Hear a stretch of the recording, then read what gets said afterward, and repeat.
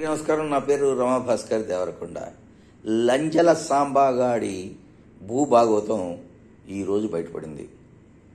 HPCL petrol బంకుకి అక్రమంగా తాను కబ్జా పెట్టిన ల్యాండ్ని వీడు హెచ్పిసిఎల్ వారికి నాదే అని చెప్పి రెంట్కి తీసుకున్నానని చెప్పి మోసం చేసి తన పెట్రోల్ బంకును విస్తరణ చేశాడు.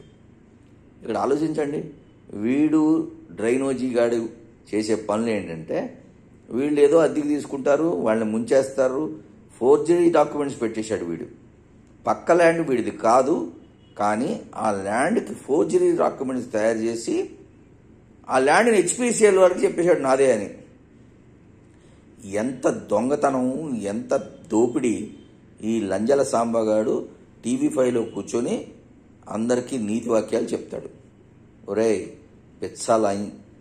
పిచ్చ వెధవన్నర వెధవ, దొంగ పనులు చేయడం, దొంగ వేషాలు వేయడం, టీవీలో కూర్చొని నీతి వాక్యాలు చెప్పడం.